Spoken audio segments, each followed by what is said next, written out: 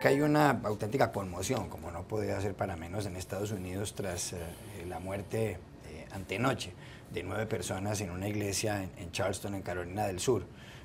Afroamericanos todos, uno de ellos un reverendo, que es senador del estado de Carolina del Sur.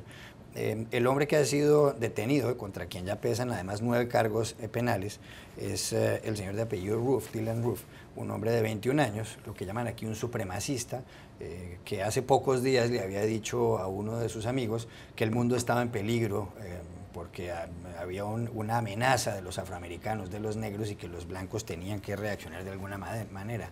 Bueno, este hombre entró con un arma, mató a las 9 personas, y ha habido una serie de desarrollos con respecto a la noticia. Uno que llama la atención es que Jon Stewart, el cómico político, el hombre que dirige y presenta el famosísimo Daily Show aquí en la televisión en Estados Unidos, en el canal Comedy Central, ayer no hizo chistes y empezó su programa diciendo que él no iba a hacer chistes. Y además dijo lo siguiente, dijo, hombre, lo que ha pasado en Carolina del Sur es un atentado terrorista, y a esto hay que llamarlo no solamente un crimen de odio de un blanco contra unos afroamericanos, sino un acto terrorista.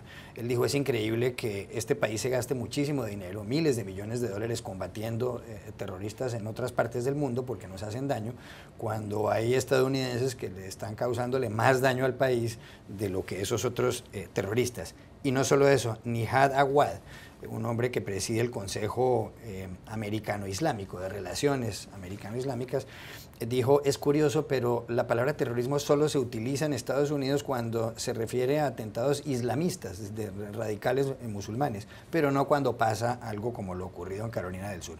No hay una definición de terrorismo, no ha logrado, ni siquiera en las Naciones Unidas no han logrado ponerse de acuerdo. Hay definiciones más o menos aceptadas como la del diccionario Webster, que dice terrorismo es el uso de la fuerza o de amenazas para intimidar, para desmoralizar o para subyugar a determinado segmento de la población. Y además se utiliza como arma política. ¿Debería llamarse esto terrorismo, lo que ha hecho el señor Roof? Es un debate complejo. Si hubiese sido un musulmán quien hubiera hecho este ataque, quizás este debate no existiría porque ya se llamaría terrorismo directamente, pero mirando la definición de terrorismo, un terrorista tiene un objetivo político, frecuentemente tiene una organización. Yo no tengo claro que este hombre quisiera lograr algo.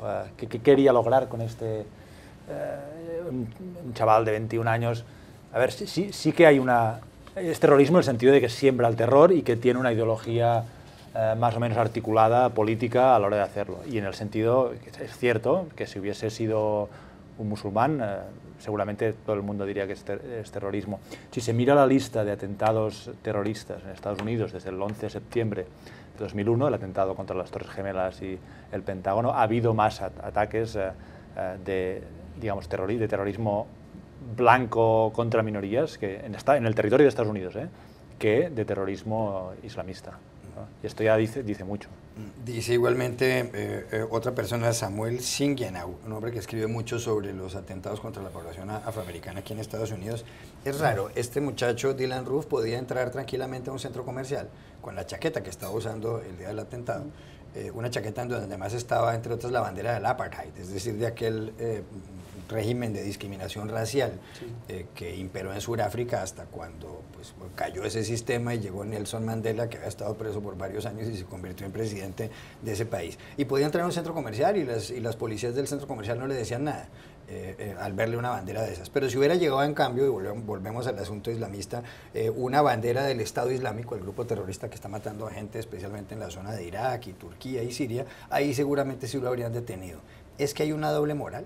Sí, sin duda. Yo creo que a veces vale la pena echar un poco la mirada hacia atrás y ver lo que podría yo definir como lo que ha sido la historia del terrorismo en Estados Unidos. Porque el terrorismo en Estados Unidos no nació el 11 de septiembre de 2001 en el ataque contra las Torres Gemelas. Hay numerosos incidentes. Por ejemplo, para mí uno de los principales ataques terroristas fue un acto en Wall Street, en la Bolsa de Valores, a manos de un sinarquista que puso cajas de dinamita y hizo explotar murieron, no me acuerdo que más 10 o 12 personas, fue un acto terrorista. Pero aquel entonces nadie decía, ¿qué pasa aquí, no? Cuando hubo un incidente que un hombre puso una bomba en un avión para matar a su madre, para cobrar el seguro, ¿eso qué es? Se cargó a los pasajeros y ¿eso qué es? ¿Terrorismo? ¿Es un crimen? Yo creo que es bastante arbitrario la utilización de esta palabra terrorista. La policía de Nueva York y el FBI han tardado mucho tiempo para encontrar una definición exacta que defina qué es el terrorismo. Pero yo no tengo ninguna duda. Un muchacho de 21 años que llega a una iglesia en la que se está rezando, que ha declarado y ha reiterado una vez más ante la policía hace unas pocas horas que su objetivo era iniciar una guerra civil entre blancos. ¿Eso cómo se llama? Eso es un acto de terrorismo. Claro, el problema aquí es que parece ser que el terrorismo islámico es ya para los servicios de inteligencia y para este gobierno una especie de marca registrada. Y no le pongamos esa marca registrada que ya la tienen los islamistas, no se la pongamos a los terroristas locales. Yo creo que el fenómeno del terrorismo doméstico, que es un fenómeno al alza, que ya han advertido muchas organizaciones, entre ellas el Southern Law Poverty Center, entre todos los actos de violencia que tienen ellos registrados, se han disparado el aumento de grupos patriotas o de milicias, se ha disparado a una velocidad más del 800% desde el 2012. Y si eso asumas que casi el 50% de todos los incidentes violentos son de componente racial, entonces, ¿cómo le llamas a eso? ¿Es un simple ataque racista? ¿Es un acto terrorista? Yo no tengo duda. Lo que pasa es que se resiste esta sociedad a utilizar una etiqueta que les vino muy bien para defender y justificar una guerra en Irak y Afganistán y a utilizarla para terroristas que son nacidos aquí en Estados Unidos.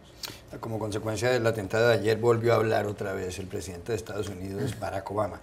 Hay que recordar que el 14 de diciembre de 2012 aquí se produjo la muerte de 20 niños en un colegio de primaria, en un colegio elemental, el colegio de Sandy Hook, en Newtown, en el estado de Connecticut, en el noreste de los Estados Unidos. Repito, 20 niños de un colegio de primaria y además otras 6 personas entre profesores y funcionarios del centro educativo.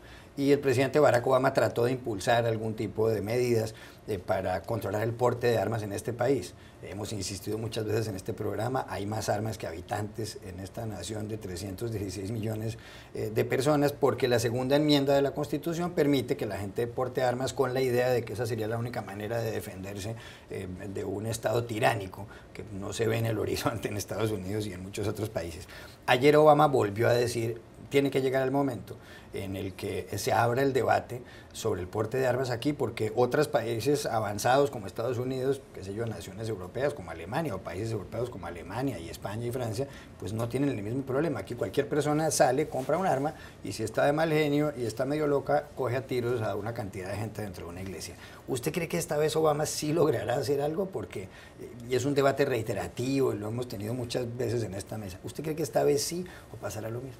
Mira, yo siempre voy con mucho cuidado a la hora de hacer vaticinios, pero esta vez voy a hacer uno. No.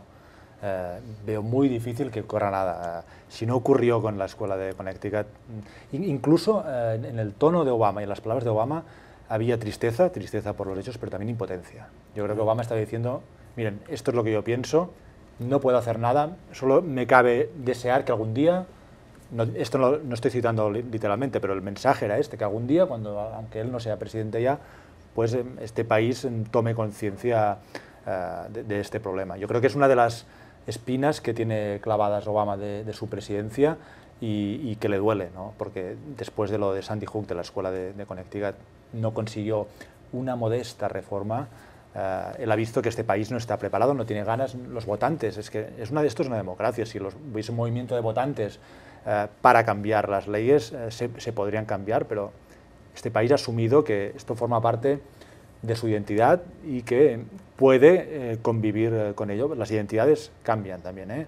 Hace 10 años o 15 el matrimonio homosexual era inimaginable en Estados Unidos y en poco tiempo ha habido un vuelco. También podría ocurrir con las armas.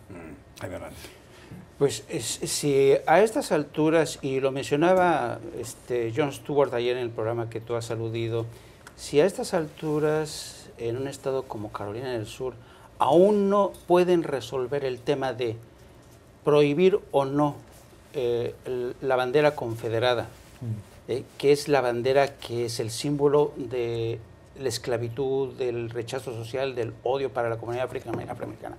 Si esa bandera no ha podido ser eliminada del paisaje de las matrículas de los coches que circulan en Carolina del Sur, ¿qué esperanza hay entonces que realmente se pueda regular el mercado de las armas, ¿no?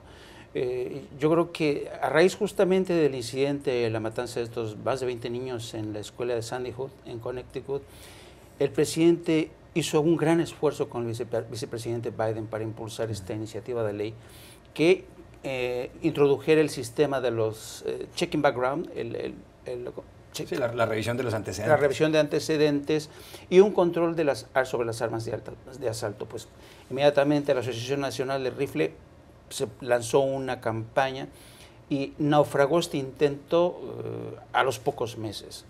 Hoy, pocas horas después de este crimen brutal de las 9 personas, todos los políticos a los que se ha entrevistado dicen, es que yo creo que es muy prematuro hablar del control de armamento a raíz de este incidente, mejor sopesemos, lo revisemos, dónde está el problema, y es lo mismo. Solo algunas voces aisladas, como la del senador Richard Blumenthal, demócrata por Connecticut, que ha sido el que ha encabezado esta causa para regular las armas, ha dicho ayer, es que es vergonzante. El estado de parálisis en que estamos mientras siguen ocurriendo este tipo de tragedias ya no tienen cabida en esta nación, tenemos que hacer algo, pero yo sospecho que Richard Blumenthal está predicando en solitario y no va a llegar a ningún lado.